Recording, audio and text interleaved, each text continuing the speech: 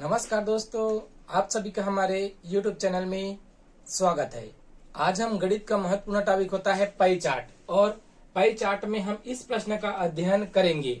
सभी एग्जाम में, चाहे वो आरआरबी एनटीपीसी एग्जाम हो, ग्रुप डी एग्जाम हो, पीएससी एग्जाम हो, एसएससी एग्जाम हो या पुलिस भर्ती हो, हर में इस तरह से प्रश्न पूछे जाते हैं और ये प्रतिशत और औसत पर आधारित होता है। चलते हैं, क्वेश्चन को स्टार्ट करते हैं। इससे पहले अगर आपने हमारे यूट्यूब चैनल को अभी तक सब्सक्राइब नहीं किया तो सब्सक्राइब करेंगे। अगर वीडियो आपको पसंद आए तो लाइक शेयर जरूर करेंगे। यहाँ प्रश्न दिया हुआ है और प्रश्न क्या है, किसी कंपनी द्वारा अपनी कुल आय का विभिन्न कर्मचारियों में बंटवारा किया गया है दोस्तों, और उस कंपनी की कुल आय कितना है, तो यहाँ दिया हुआ है 50,000 और कंपनी का नाम दिया हुआ है ABCDEFG, जिनमें शेयर इस तरह से बटा हुआ है। जो बंटवारा किया गया है कुल आय को, तो ए में कितना है 23% है, बी में 15% और सी में 5%, डी में 15% और ई में 20% और एफ में 10%, इसी तरह जी में 12%। अगर हम टोटल बात करेंगे तो ये जो 50,000 दिया हुआ है, ये किसका मान है दोस्तों, ये मान है 100% का। सभी को मिलाते हैं तो 100% होता है, तो उसी का मान यहाँ दिया हुआ है। चलते हैं, प्रश्न को स्टार्ट करते हैं। यहाँ पहला प्रश्न लिखा हुआ है दोस्तों।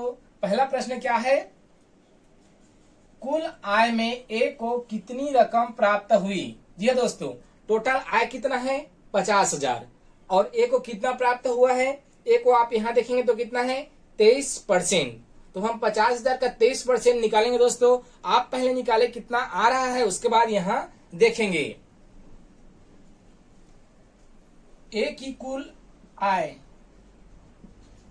ए की कुल आय कितना है दोस्तों 23%। और पूरे कंपनी की कुल आय कितना है दोस्तों, कंपनी की कुल आय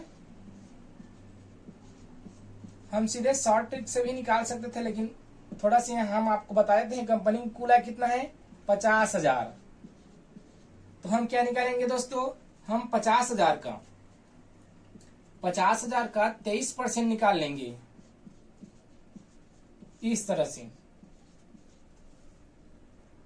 तो कितना आएगा दोस्तों, 1 शून्य 1 शून्य 2 शून्य कट जाता है, यहाँ बचा 2 शून्य। अगर हम 23 का 5 बार गुणा करेंगे तो कितना आएगा दोस्तों, 20 पंचे 100 हो जाता है और 3 बच गया तो 3 पछे 15, तो कितना 115 आ जाता है और 2 शून्य बचा हुआ है, तो कितना आ गया 11,500 रुपया प्राप्त हुआ।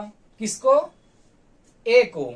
ये जो कि कर्मचारी है कंपनी का, जो कुल आय में एक का भाग कितना था दोस्तों, यहां देखेंगे तो 11,500 रुपए दोस्तों। इस तरह से इसका करेक्ट आंसर हो जाता है।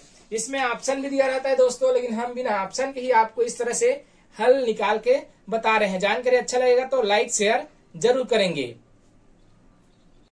दूसरा प्रश्न है दोस्तों, जी को प्राप्त रकम और ई को प्राप्त रकम दोनों में कितना अंतर है दोस्तों। तो चलते हैं, प्रश्न अनुसार आप सीधे हल कर सकते हैं, ट्रिक के माध्यम से भी हल कर सकते हैं और लॉन्ग टर्म से भी हल कर सकते हैं।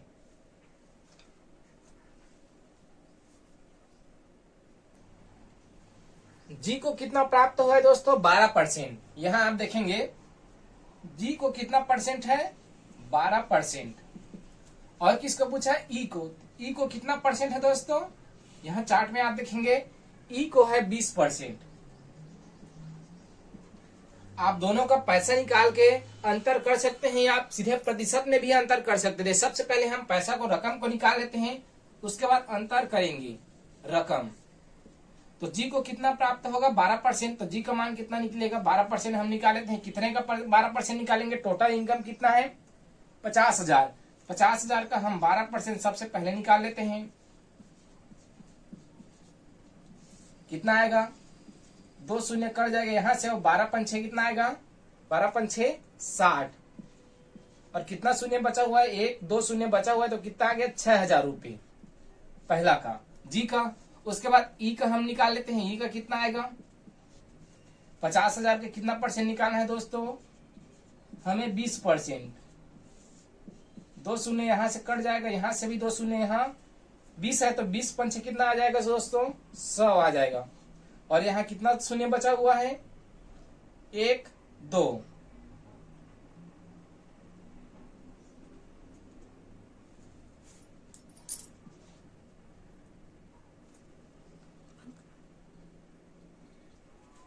यहाँ 2 शून्य बचा हुआ है, तो कितना आ गया दोस्तों, ये 10,000 रुपया आ गया। और दोनों का अंतर कितना है, कितना रकम है, अगर हम दोनों का डिफाइन करेंगे अंतर, तो अंतर कितने का आ रहा है, 4,000 रुपए का अंतर आ रहा है। तो दोनों में कितना अंतर है दोस्तों, आंसर इसका क्या आ जाएगा, 4,000 रुपए।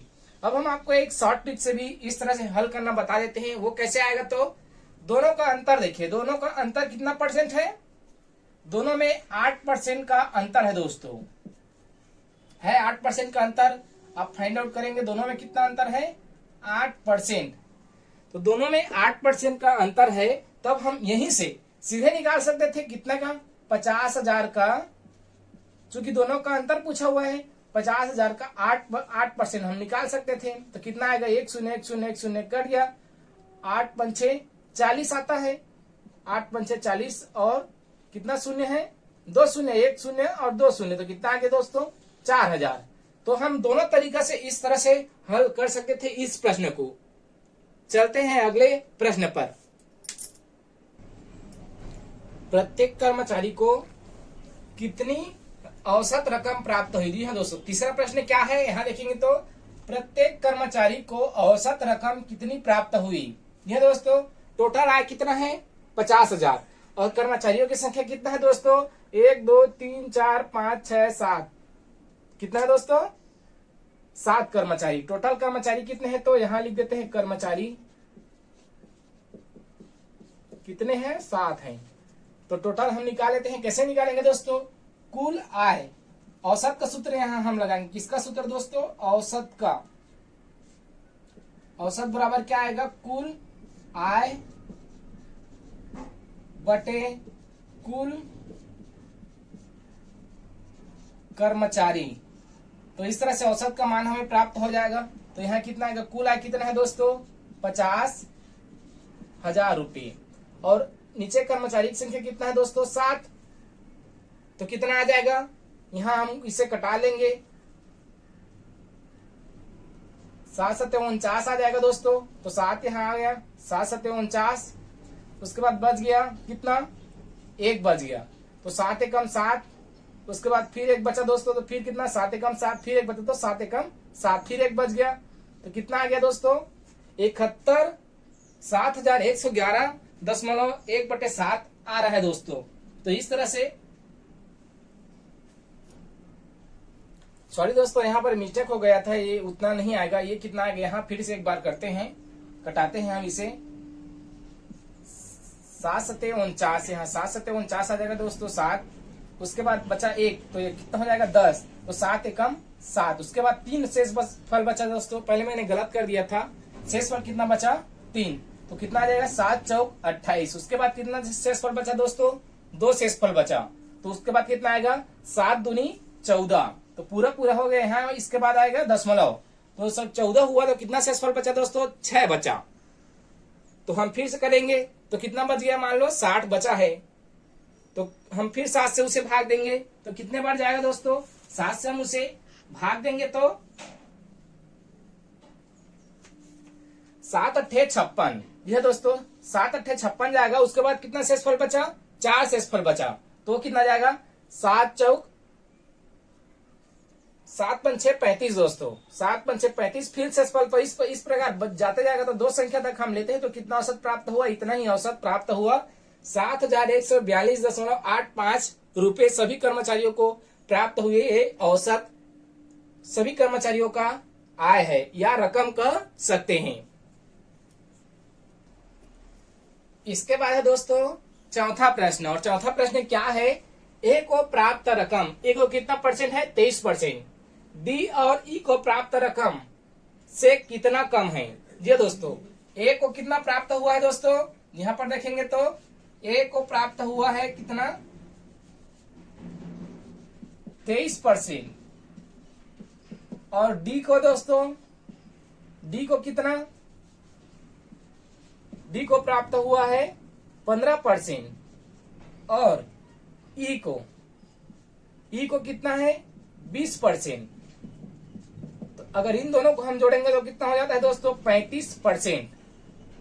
अगर हम 35 में 23 को घटाएंगे तो कितना आएगा दोस्तों, 12%। अंतर कितना है दोस्तों, 12% का। तो 12% कम प्राप्त हुआ है ए को, तो रकम में पूछा गया है तो हम 50,000 का 12% निकाल लेते हैं दोस्तों।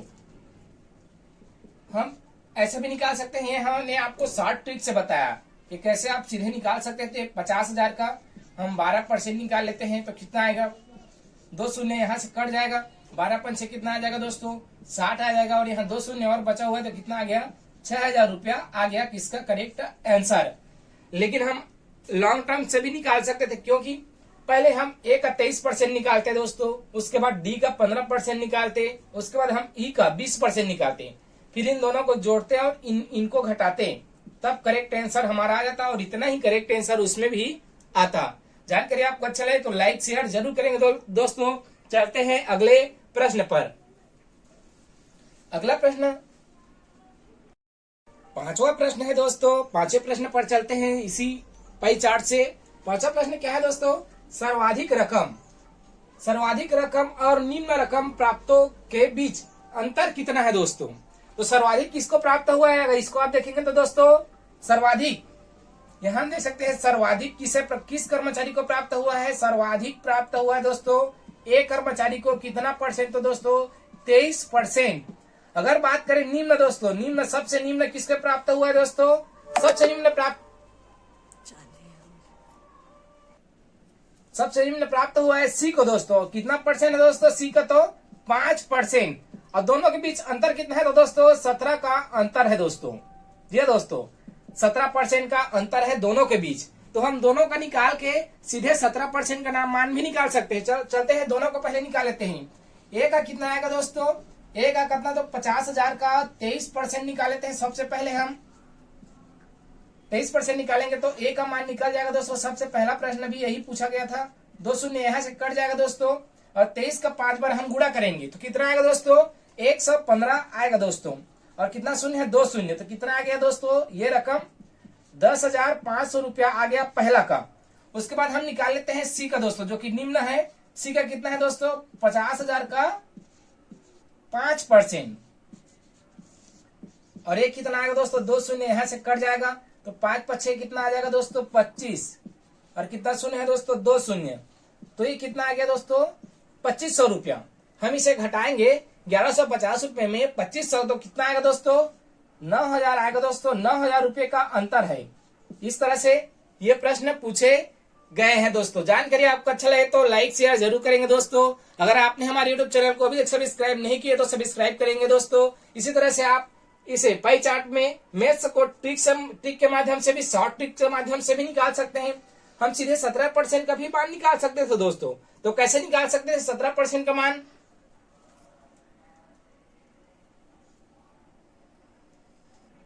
%17 का मान निकाल देते हैं। देखते हैं दोस्तों 50,000 है यहाँ, 50,000 का हम 17% निकालेंगे इस तरह से।